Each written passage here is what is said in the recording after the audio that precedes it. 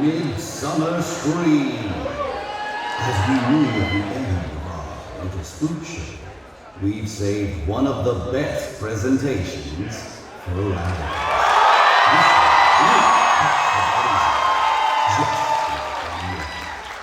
Universal Studios Hollywood, the birthplace of American horror movies.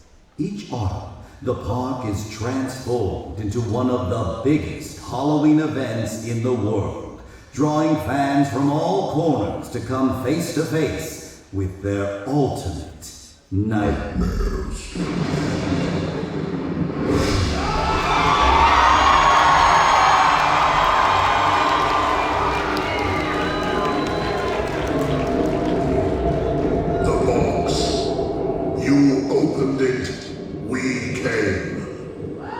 Explorers in the further regions of experience.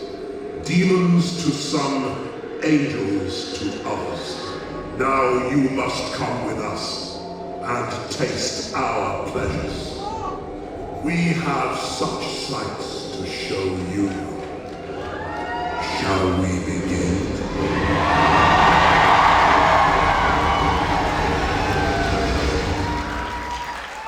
Midsummer Scream. Give it up for the creative director and executive producer of Universal Studios Halloween Horror Nights Hollywood, John Murdy.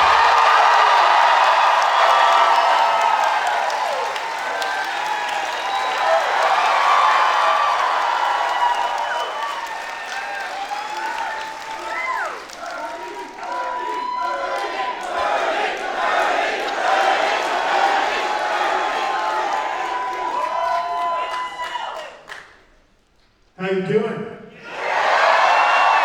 I don't think so. How you doing? All right. Let's get this party started. It's haunt season, yeah? All right. I'm John Murdy, creative director, executive producer of Halloween Horror Nights at Universal Studios Hollywood. And today, I think I teased this out on whatever Twitter is called now. What is it, X? I have 13 things to show you today.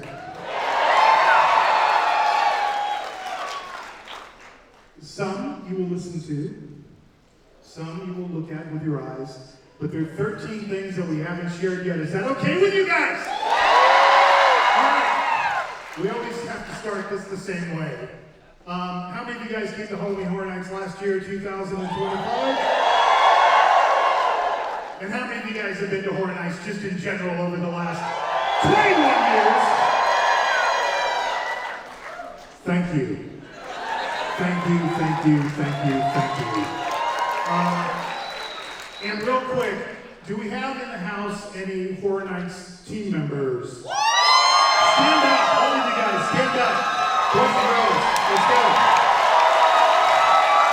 I've said this before, I've said it 1,000 times, but it's so true. It takes a village to create this event, right? It's the hard work, it's the passion, it's the dedication of everybody who works on Halloween Horror Nights that brings this event to life for you. Okay? All right.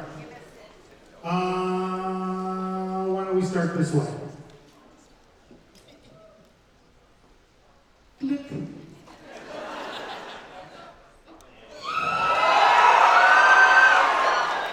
Pricking up my thumb, something wicked this way comes. Are you guys ready for an announcement? Yeah? No, that's not good enough. Let's hear ya. Are you ready for Halloween Horror Nights announcement? You cheered about Anaheim.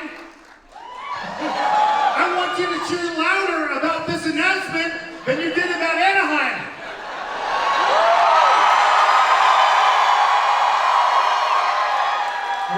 Up to the AV team, because this is the first of the 13 things. Here's something we're going to show you.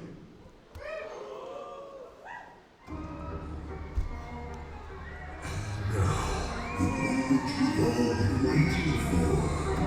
Our grand reveal. Taking over this year's Terror Track. The one,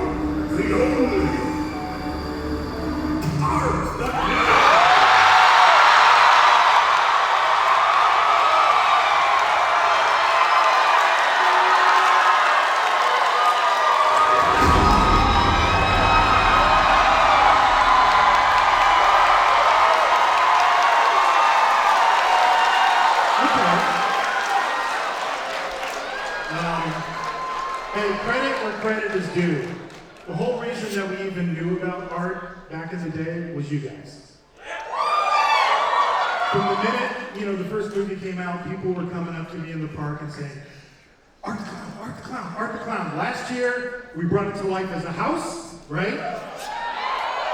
And we brought it to life in the park in places you least expected. Like the retail store, sorry about that retail. Food establishment, sorry about that food. So we wanted art to be part of our event this year. But we wanted to make it something new, something different, something you guys have never seen before. So we decided to have art take over Terror Train. I don't even know if it was my idea. I can't even remember back that far. But as soon as it was mentioned, I was like, yes! Art should be on Terror Train. This is great! And then I panicked. And it's what I would now refer to in my career as the Exorcist panic. You guys know what I'm talking about? So I chased the rights for The Exorcist for like a decade, and when we finally got them, I was so psyched, and then I went, oh my God. It's a movie about an 11-year-old girl that never gets out of bed. But we figured it out. And I had that same panic with art. Why? Because we always start Terror Tram with a video that we create, right? That kind of introduces the story to y'all. And then a realization hit me. He doesn't talk. He never talks. Damien multiple times has reminded me that he never talks. So we had to get creative. So,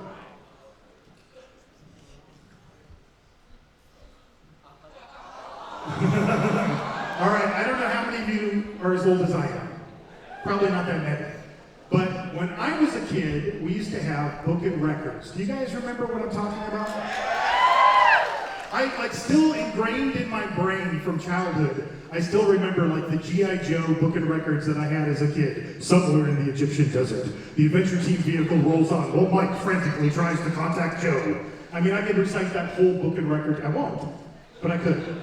And what booklet records always have, right? They always had that sound, that iconic sound, every day is Artmas, an Art the Clown book and record.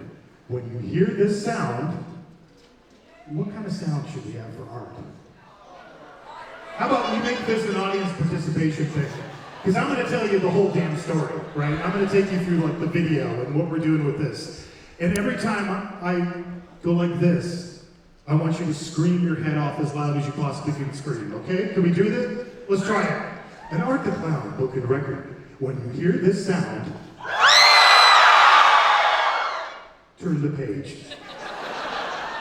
So it's time for a short story. So I think about this kind of like, I grew up with the Rankin and Bass Christmas specials, like Rudolph the Red-Nosed Reindeer, Santa Claus is coming to town. So I'm going to read the narration. It's not me. I'm not doing it for the actual video, but I'll substitute for us. And it starts like this. Art the Clown loves Christmas. Art the Clown loves Christmas a lot. See Art dressed in a Santa suit he stole from an old man at a bar. See Art wearing a Santa beard that he ripped off the old man's face. Art loves his Santa suit. Art loves his Santa beard. Because Art the Clown loves Christmas a lot. Art even brought a special Christmas present to give to the tour guide and all his friends on the Universal Choo-Choo Train. But the silly tour guide tells Art, it's not Christmas yet. Art is too early. You're a little weak on that. Let's try that again. This makes Art sad. This makes Art mad. Because Art the Clown loves Christmas a lot. Art decides the tour guide and his friends on the choo-choo tram don't deserve his special Christmas present because they are naughty. Art will put them on his naughty list. Art will make his own Christmas. Art will make his own Christmas on the Universal backlot, the place where the choo-choo tram is going. And all Art's naughty friends on the Universal choo-choo tram will be sorry that they didn't let Art have his Christmas. They will be really sorry. See them run. See them scream. Because Art the Clown loves Christmas. Art the Clown loves Christmas a lot. All right. So, all of that artwork was done by our very own Lucas Colshaw. He does all our character illustrations. Give it up for Lucas Colshaw. So, when you get on the tram, the tour guide's going to warn you, like, hey, you guys hate how it, and let's just ask you guys this question. Do you hate how every year it seems like Christmas comes earlier and earlier? I mean, it's not even like Halloween and they're already stacking all of the Christmas decorations. They've moved out the Halloween stuff. You have to listen to All I Want Is for Christmas Is You like 24/7 on the radio. Well, there's one guy at Universal who loves Christmas so much that he wants every day to be Christmas. And then we reveal Art, and he's fully decked out in his Santa Claus suit. He's sitting at his table in his cozy little living room with his hot cocoa and his Christmas cookies, and he's bought this present, and he wants to give it to you guys. Except when he opens it up and he pulls it out, it's the freakiest doll you've ever seen in your entire life. And the tour guide has to break it to Art and say, Art, you know, I'm sorry, you're just too early for Christmas. And as the video says, this makes Art sad, this makes Art mad. He grabs his snow globe off the table and he shakes it furiously into the camera, and we do this beautiful snowflake dissolve into the storybook that I just took you through. And then when we come out of it, Art is just seething. He is pissed. And he's holding the baby doll, and he's gesturing to all of you, and he's doing the cutthroat gesture, and then he rips the head off the baby doll and drinks his blood. And when the tram pulls up, he's waiting for you. He's standing there in the middle of the road. He looks something like this.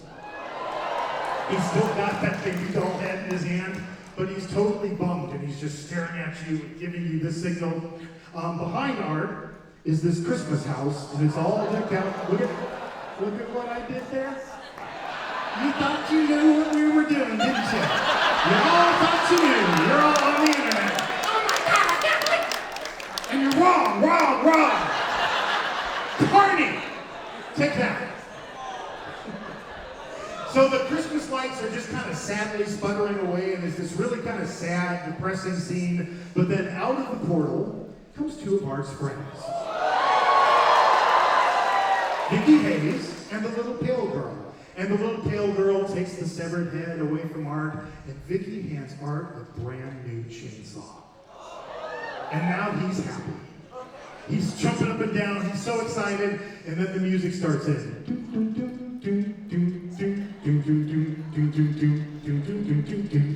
you know what that is? It's the Nutcracker Suite. And that's what we're doing. We're applying all of these classic Christmas archetypes and putting them in the world of Art the Clown, okay? So these are our Nutcracker characters, our freaky ballerina, our Nutcracker, the Rat King, and they all come out with chainsaws, and now Art is thrilled, and all of a sudden the lights change and it all becomes Happy Christmas, and they fire up those saws, and they chase you to the next zone, which is Art's Christmas tree farm. Here's the portal for that. You thought you knew what we were doing. And you were wrong. But this is a full-service Christmas tree farm. It's not just a place you get your Christmas tree. They have a motto. We slice them, we chop them, we trim them, we top them. So Art, Vicky, little pale girl, they're cutting bodies open. They're ripping out the intestines to string the tree. Little pale girl's ripping heads off of people to use as the tree topper. And it all coalesces in an amazing Christmas tree display. with Art's little helpers helping him along the way. Oh, I'm missing the slide. Okay, I'll tell you what it is. You ever seen Christmas Vacation? You know when Chevy Chase, Clark Griswold, tries to plug in the tree? That's what's going to happen to Art.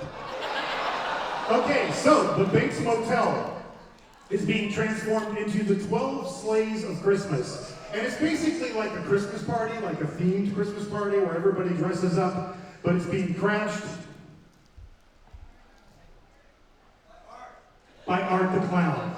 So we're redecorating the whole Bates Motel. Every door alternates red, green. Vicky is doing some damage to this snow bunny that she stabbed multiple times with multiple different knives. She's taken this dude on the naughty list and cracked his head open like a walnut with a vice.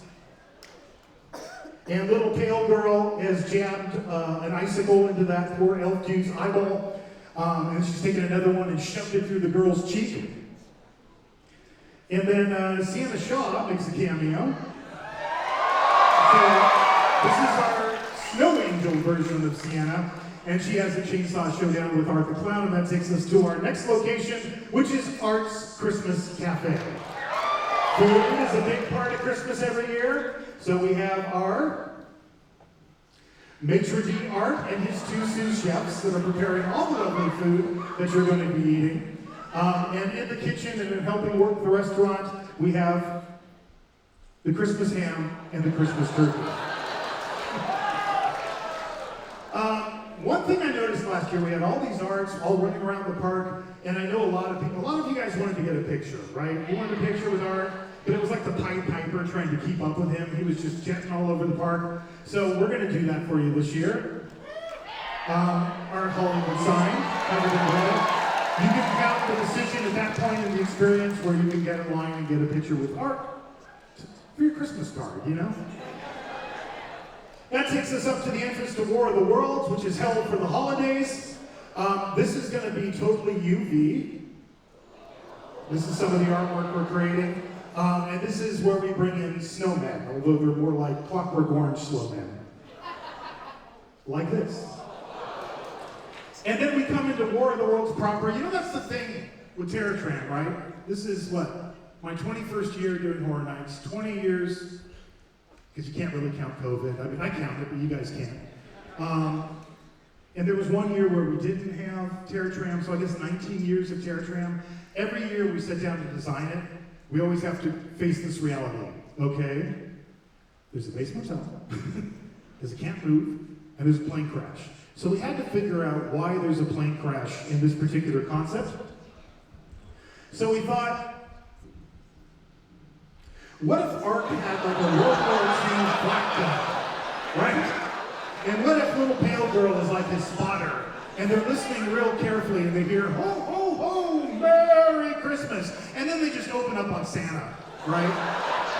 And you hear, oh no! And then it's like, you know, a plane in World War II, big explosion. And then he's also taken out the Polar Express airline that delivers all the presents. He's taken them all out with his flak gun. And we're going to get into Christmas kills. So these are all the different people who live in the town, all being murdered in horrible ways. And then we're going to bring some other Christmas archetypes to life, like Jack Frost and the Snow Queen. And this is a new one. This is called the Christmas Death Angel. So basically we mashed up like the idea of Charles Dickens' A Christmas Carol, like the ghost of Christmas future with like a Victorian angel. We have the grounded figures. We also have a still walker one as well. Then as we get closer to the end of War of the Worlds, we start encountering all these freaky toys that have escaped from Santa's workshop, like our wind-up monkey and our freaky-looking bear. Still walking Nutcracker. And at the very end of War of the Worlds, there's a big Christmas, chest overflowing with body parts, and Art has his naughty list, and he's checking to see if any of you are on your naughty list. And then once he does, from behind the big toy chest comes these freaky dolls, a male and female version. And then that finally leads us to Art's workshop, which on the outside looks just like Santa's workshop. So it's like, you know, gingerbread house. But when you get inside, it looks like Hart's workshop. And there's all these different departments, there's all these different doors, like dismemberment, decapitation, disembowelment, and that's what they're doing to poor Santa's corpse.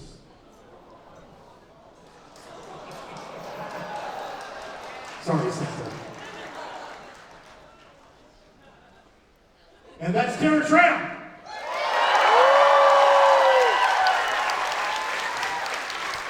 But wait, there's more. How about a special guest? All right, let's give it an even louder welcome to Spencer Charnas from Ice Kills. Hey! What's up, Midsummer Scream? So, it is a horror and a pleasure, John, and in front of this beautiful Midsummer Scream panel, to announce that we, Ice Nine Kills, are creating completely original music for the 2026 Terror Tram starring Art the Clown. Give it up! Turning all of your favorite Christmas jingles into the most violent, vicious, ink-filled death metal you've ever heard. Are you excited?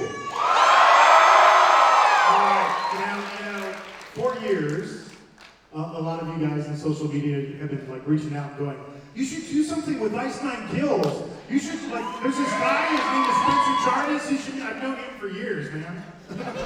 Actually, we're trying to figure this out backstage. Do you remember when we first met Spencer? First met in person, I think it was like a video call. It was a video call, yeah. And it's just such an honor to be up here with this guy. Give it up for this legend, Mr. Morgan. And, you know, I've always been enamored with Halloween Horror Nights, so to get to create something for you guys is incredible. And yeah. Give it up. So like last year, I was talking to Spencer when we were doing all the stuff with Art the Clown and the opening ceremony. We're like, hey, can we use the song from Terrifier 3 to be part of our opening ceremony? So that was like the baby step, you know? So this year when we started working on Terror Tram, I was like, I know you're on tour and everything, I don't know if you have time, but we're doing this cool thing starring Art the Clown, and it would be great to take like classic Christmas songs, right? Like ones you all know that you've grown up with, and give it the Ice Nine Kills twist. We've been having some fun with those lyrics, my friend. I can't wait to hear what we've done to songs like Joy to the World. It's going to be a bloodbath. Do you remember the first time you ever came to Horror Nights? First time I came, man, it's been a wild ride. I remember loving Halloween. You did a Halloween 4 house. Yep. And I actually was lucky enough to, I was working with Dread Central at the time. Yeah. And I got to interview people on the carpet and talk to Danielle Harris from Halloween 4 and Dwight Little, the director. And also, I remember I was on the carpet and they told me that I was going to interview some people from Halloween and whatnot. And then some guy came up to me. He goes, oh, by the way, you're going to interview a Slash. I said, when? In about 15 seconds. So I had to get my shit together, and I think Slash liked me. I left a good impression, but for us to follow in, Slash's footsteps, I know he's done so many events for you guys, and music, so it's an honor to be out there with Slash. If you had to well, first of all, how many of you guys like Ice Nine Kills? Thank you. If you had to I know we talked about this early on. I think a mutual friend, Luz Kovacs, introduced us. It was pretty early in your career. Yeah. But if you had to describe to the people, what is Ice Nine Kills all about? What is the Ice Nine Kills brand? How do you see your place, particularly in horror? Well, for me, Ice Nine Kills combines two of my favorite things in the world: heavy music, punk rock music, with horror. And it's trying to find that perfect bridge between both, and they're so synonymous with one another. They're both counterculture culture. They're against the grain, and it's just stuff that I've worshipped since I was a little kid. You know, in that theater watching Scream for the first time when I was 11 years old, and getting the goosebumps by hearing, you know, the killer talk about Michael Myers and talk about Jason Voorhees, and it's just always been in my blood, and now we're ready to shed some blood. Halloween Horror Nights, right? Absolutely. Maybe one more question before. Hey, would you guys like to hear? Let me ask Spencer one more question. Like, was Halloween like your favorite holiday when you were a kid? Oh, absolutely. Do you remember like More so than my birthday, absolutely. Do you remember like what you dressed up as a kid for Halloween? Pretty funny. I was about maybe 6 or 7 years old when I first saw Halloween, and I became obsessed with the character of Michael Myers. So I got the jumpsuit, I got a Michael Myers mask. I looked in the mirror and I was just like, you know, only like 4 feet tall. So I remember, I was like, Mom, can I borrow your high heels? So I put electric tape around her high heels so it didn't look like, you know, Michael Myers was wearing high heels. Michelle Myers was. And I walked around the neighborhood like almost every day in October.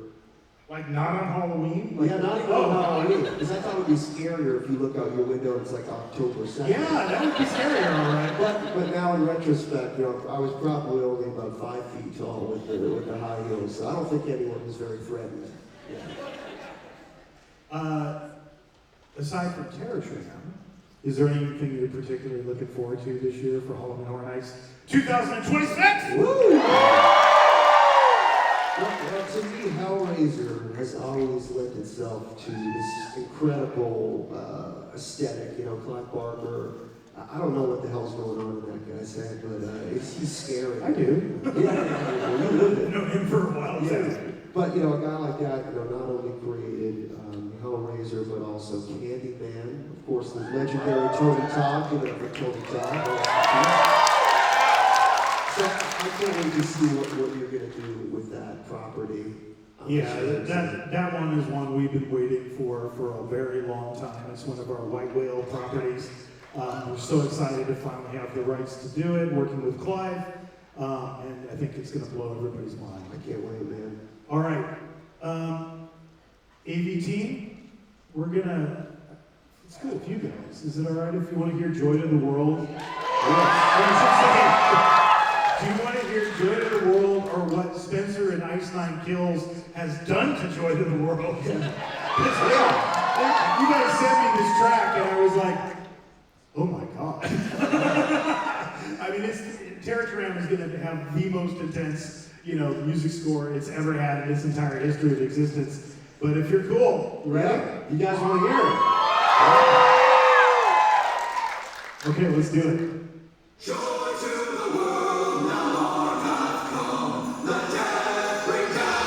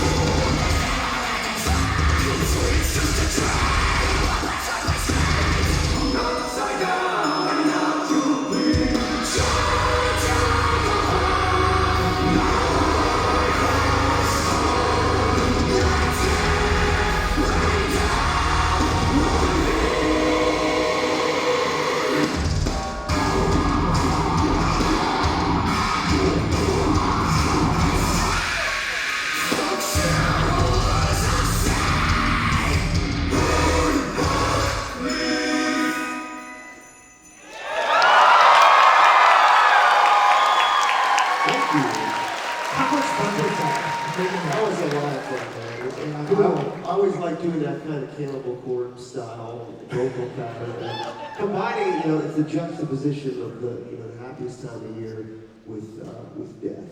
Yeah, it goes. They're doing a whole bunch of tracks for this. It isn't just one track. They're doing Christmas Tree. Bells? Harold LaBelle's Nutcracker Suite, Dancing the Sugar Plum Fairies. I mean, it's a lot of music. So I wanted to personally, while I'm up on stage, thank Spencer for being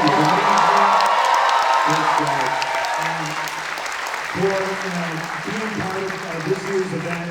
We're thrilled to have him. Thanks for stopping by, man. Thank you guys, and thank you guys for telling John and telling Halloween Horror Nights and Universal that you wanted us included, because we couldn't do it without you guys. Thank you so much. All right, Spencer Turner.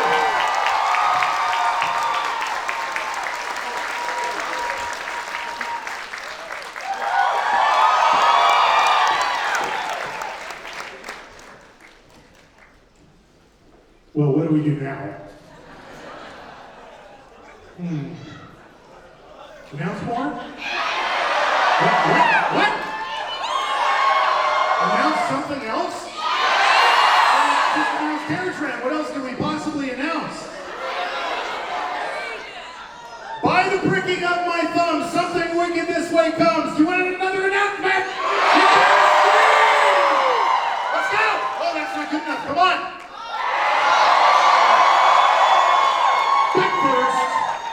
Time for a short history lesson.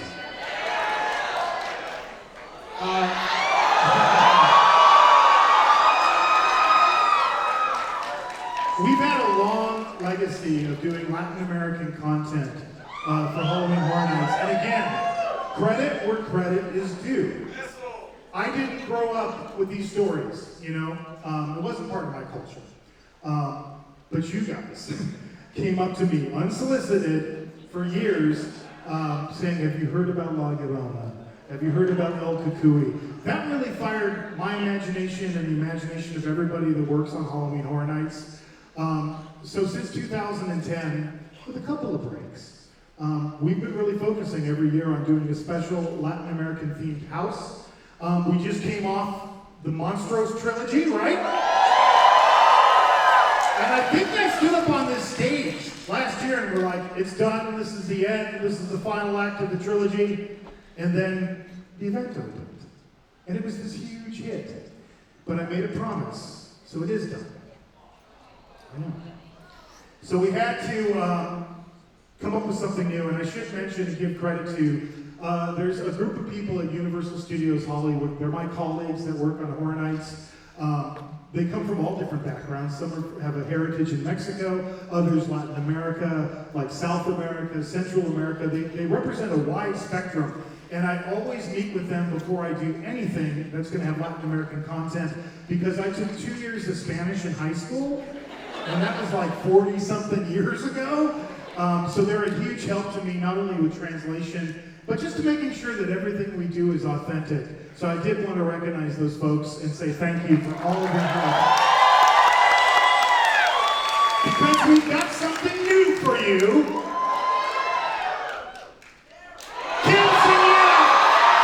Music by Slash.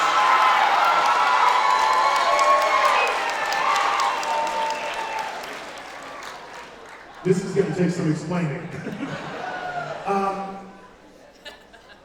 It's like I need a priest, because this thing just keeps advancing without me actually touching anything. But it's cool, leave it there. Because it's not often that I can go back and go, oh, I remember the exact moment of inspiration when an idea came to me. But I can with this. And it was a long time ago. It was 2018. I was hanging out with that dragon, up there on that balcony at City Walk. And I was just kind of standing there, lost in my thoughts. And down the street, I saw this procession. And it was this young girl in this amazing, elaborate dress. Kind of like a wedding dress, right?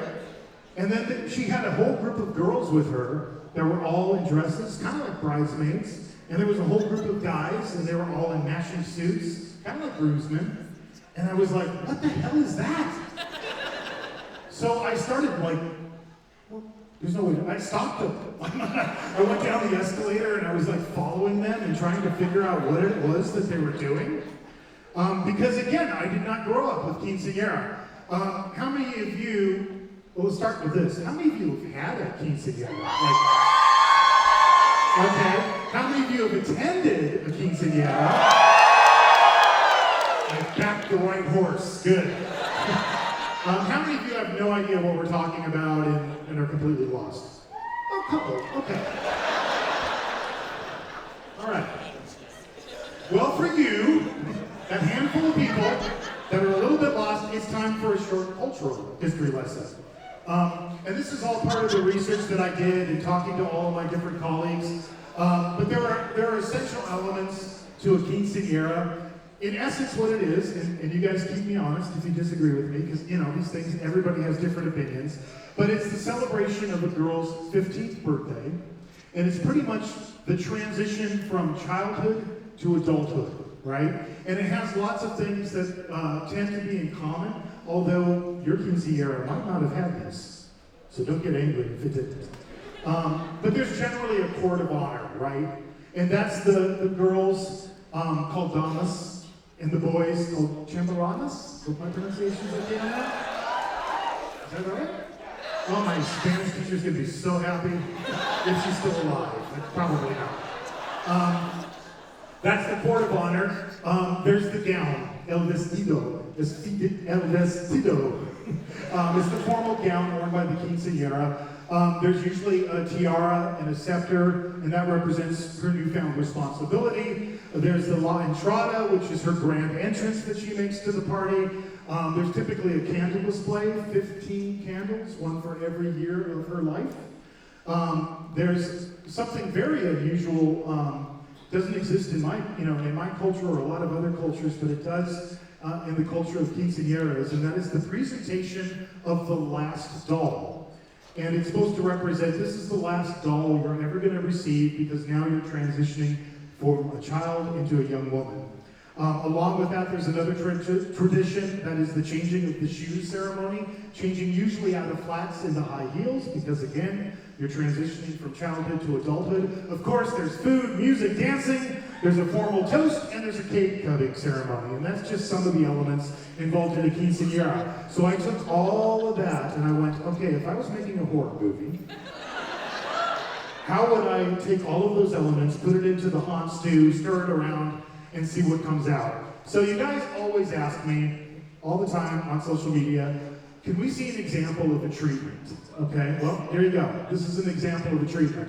This is a treatment for quinceañera, and it's two main things. So on one side you see the description. That's the narrative that I write. So I write that narrative as if I'm you guys. It's written from the guest POV, as if I'm going through the scene. It's everything I see, everything I hear, everything I smell, sometimes. And on the other side, that's like a technical breakdown of elements. So you'll see talent, hand props, scenic, graphics, props and decor, static figures, audio, video, lighting, special effects notes. I'm trying to capture every single thing that's going to go into this scene so that our team knows what they're going to produce. And then all of that goes to my longtime partner, my art director, production designer. Give it up for Chris Williams! Chris takes that treatment and all of the visual research I've done, and then he draws his conceptual ground plan, and then Chris and his staple of production designers do all of the elevations for the sets. I showed you some of those elevations for Terror Tram. By the way, those are all hand-drawn by artists, by production designers that work in movies, film, television. They come and work for us every year for Horror Nights, and then once that's all done, then it goes in the computer. Everything's done by hand. But the first thing I do when I'm writing a treatment is I write kind of like the elevator pitch, as if it was a movie, and then I flesh that out into what I call an executive summary. So I'm going to actually read this to you to give you the setup for what this house is all about, and then I'm going to let you hear something. Would you like to hear something else? Okay. So the Fiesta de 15 Años, more popularly known as quinceañera, is normally a time for 15-year-old girls to celebrate their rite of passage from childhood to adulthood, and all the people who made that journey special. But not for Lola. This troubled orphan with a dark and tragic past is planning a quinceañera unlike any other, a festival of death designed to take revenge on all the people who have wronged her. The setting for this party to end all parties is the burned out ruins of Lola's childhood home. the place where her parents perished in a tragic fire during the height of the festival of Dia de los Muertos, November 2nd, which just so happens to be Lola's birthday. All of this happened 10 years ago. Lola miraculously survived the fire, but was left with lifelong emotional and physical scars. Orphaned at an early age and badly disfigured by the fire, Lola became the object of ridicule for her classmates and an easy target for bullies who made her life an endless torment. Lola's only refuge were the stories her parents told her, tales of vengeful ghosts, malevolent spirits, and fearsome monstros that would punish the wicked. For Lola, these stories became an all-consuming obsession. For in the eyes of her cruel classmates, she was a hideous monster, and now that pitiless mirror would be reflected back on them. As her 15th birthday drew near, Lola began to plot a way to take her revenge. Since she had no parents, she would throw her own quinceañera with her heartless classmates as her court of dishonor. The invited guests will be the ghosts, spirits, and monstros from her childhood stories, conjured by Lola to be the perfect vessels for her revenge. 15 candles, one for each of her victims. It'll be a quinceañera unlike any other, and no one will get out alive.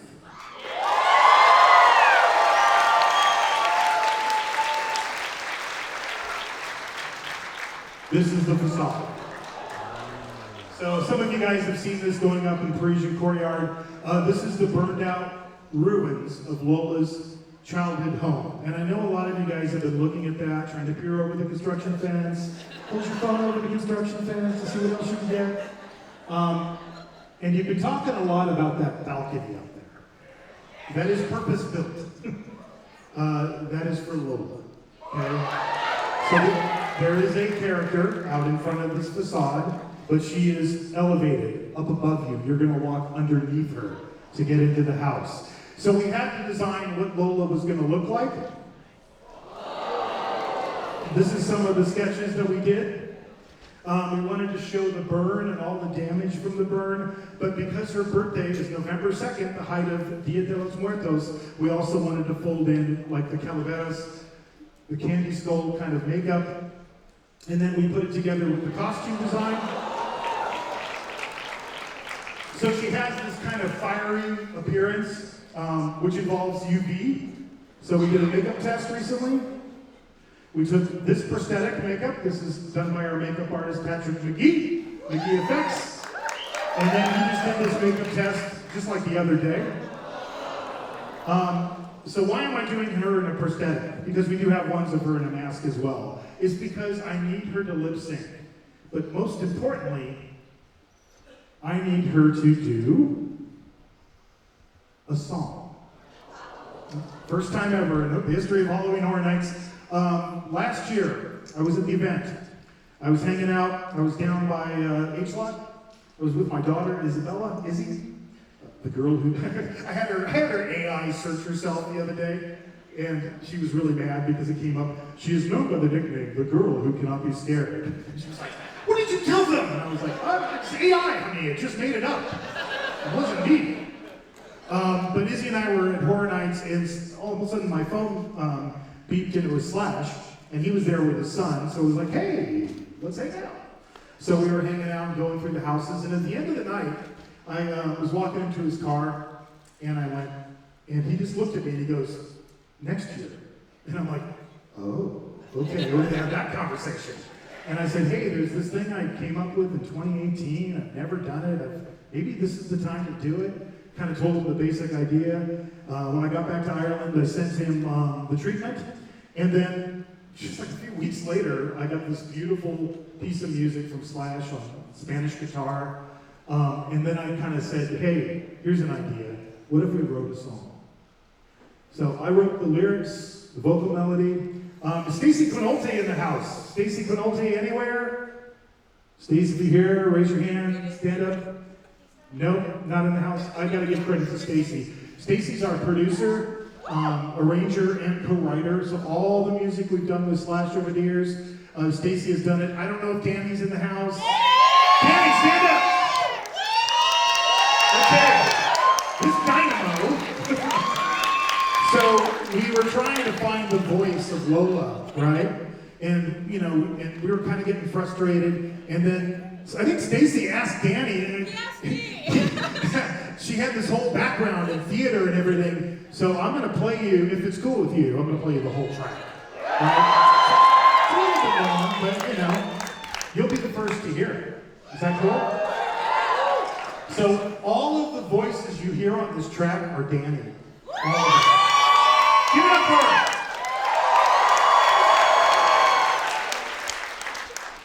All right. 15 candles. Here we go.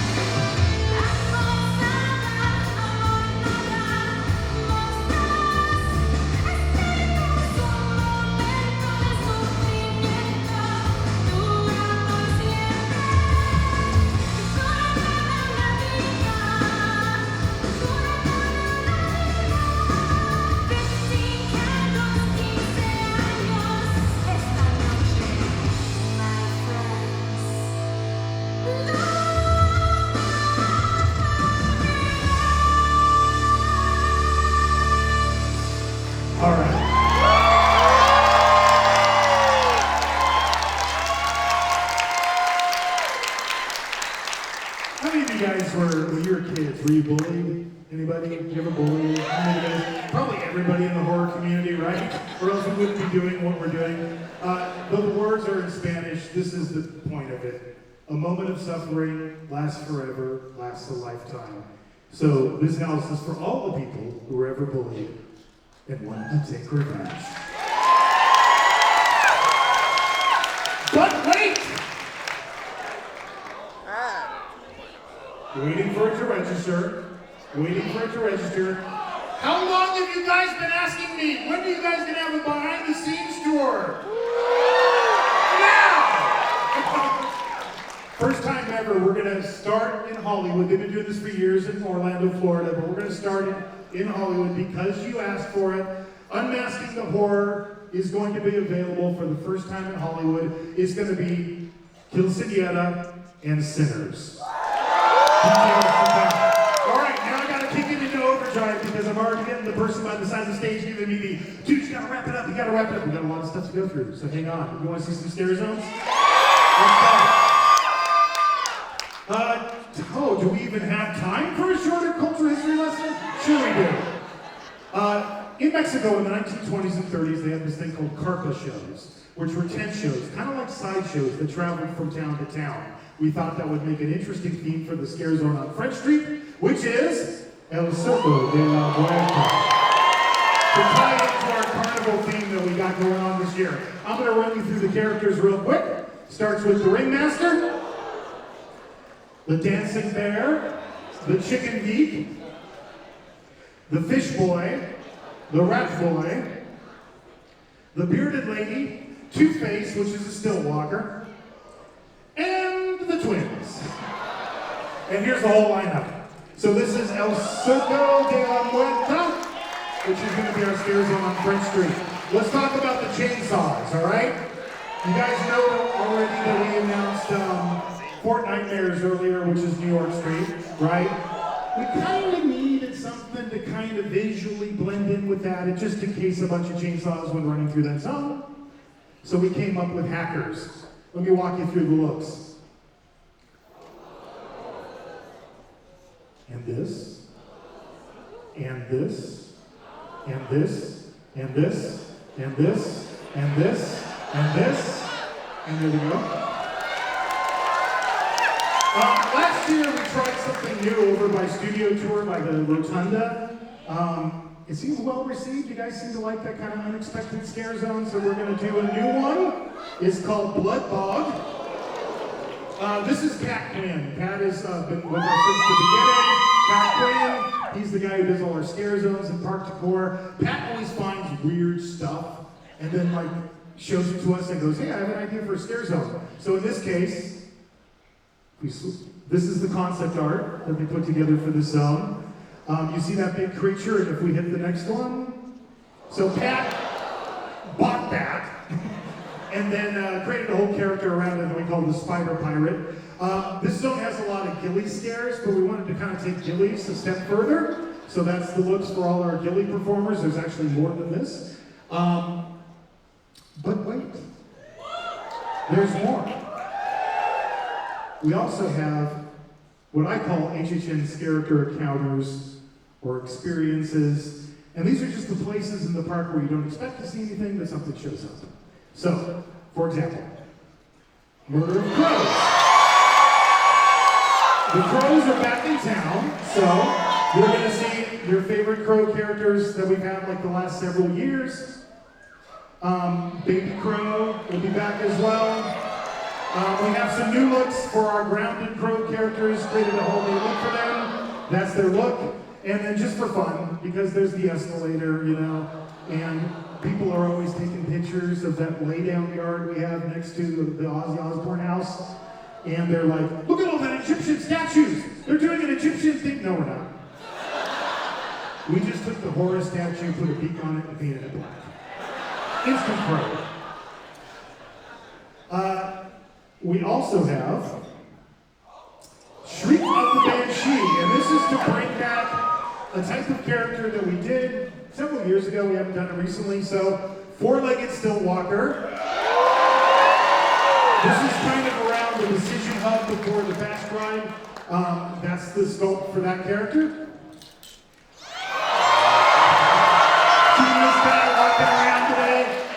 Goomba will be back as well. In the Universal Plaza, which is Dia de los Muertos, this is the new look of our Stillwalker characters that are going to be in the plaza. And that's it. That's everything. There's nothing more. Or am I forgetting something? Or should we say someone?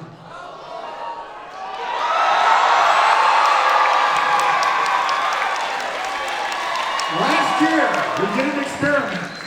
I looked at like our vice president of retail and I was like, I know we never let characters in the store, but we're gonna make an exception for this. Last year we tried something where we had art in different parts of the park and you never knew where he was gonna turn up. From the reception I heard from you guys, it sounded like you liked it. So we're gonna bring it back with a new twist. These are the looks of all the different arts. We kind of go over the whole spectrum. And seriously, that's it.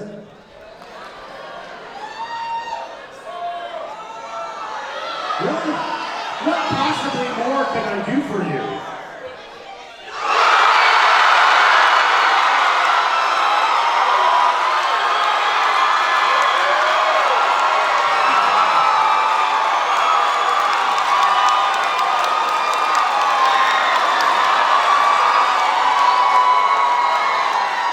Okay. Again, credit where credit is due. Somebody on X sent me a video of Curry talking about Halloween Horror Nights, right? And I was like, oh, that's interesting. He was just talking about how he's a big fan of Horror Nights and he comes every year. And I just seen Obsession, and Obsession's a great film. And it was late. I mean, we're talking like late in our process. But we rallied the troops. So I'm not going to give you all the details today. But what I can tell you is, Nikki is out there somewhere. You kind of got to get into like a Where's Waldo type mentality. She's out there somewhere. And she might be looking for her next obsession. And I'll leave it at that. Thank you guys so much for coming down here and hanging out with us. Thank you to Midsummer Scream for 10 years of putting on an amazing show. And thank you guys for supporting Halloween Horror Nights. We do it for you. Thank you very much.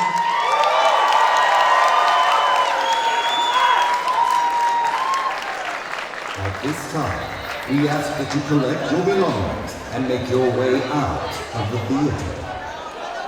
That includes you